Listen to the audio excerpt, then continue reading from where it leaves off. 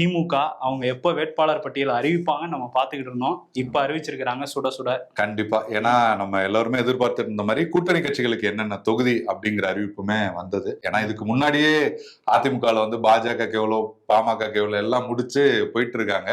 So திமுக கூட்டணியில இன்னைக்குதான் வந்தது. அதற்கான விளக்கத்தையுமே முதல்வர் வந்து கொடுத்திருக்காரு. நாங்க வந்து ரொம்ப ஜனநாயகமா நடந்துக்கிறோம், அதனால பேச்சுவார்த்தைகள்லாம் நிறைய நடந்தது, அதனாலதான் இந்த காலதாமதம், நாங்க லேட்டா வந்தாலும் லேட்டஸ்டா வருவோம் அப்படின்னு சொல்லியிருக்காரு. அதுக்கப்புறம் பார்த்தோம்னா திமுக வேட்பாளர்களையுமே வந்து அறிவிச்சிருக்காரு. போன முறை பாத்தீங்கன்னா ஒரு 188 இடத்துல உதயசூரியனோட சேர்த்து நின்னாங்க. இந்த டைம் அது வந்து ஒரு 175 அது கிட்ட வந்திருக்கு. ஒரு 164 தொகுதியில திமுக மட்டும் வந்து நிக்கிறாங்க, நேரடியாவே நிக்கிறாங்க. கடந்த முறையை விட குறைஞ்சிருக்கு, பட் வந்து ஓகே அப்படிங்கிற மாதிரிதான் இருக்கு. கூட்டணி கட்சி அதிகமா இருக்குல்ல, ஆகணும்.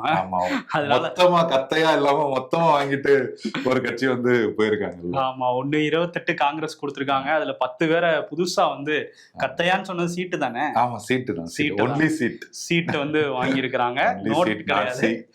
அதனால வந்து தேமுதிகக்கு 10 தொகுதிகள், அதுல குறிப்பா விருத்தாச்சலம், விருதுநகர் ரெண்டும் அறிவிச்சிருக்காங்க. ஒண்ணுல பிரேமலதா விருதாச்சலத்துல. நீங்க ரெண்டு சொல்லும் போதே எனக்கு தெரியுது, அதுல ஓரளவுக்கு வந்து நம்ம பார்க்கும்போது வெற்றி வாய்ப்பு இருக்கிற தொகுதிகளாவே அதுதான் இருக்கு. மத்த எல்லாத்தையும் பாத்தீங்கன்னா தர்மபுரி, மயிலம் அப்படின்னு சொல்லி எல்லாமே ரொம்ப கடுமையான போட்டியா இருக்கக்கூடிய தொகுதிகளாகத்தான் வந்து இருக்கு.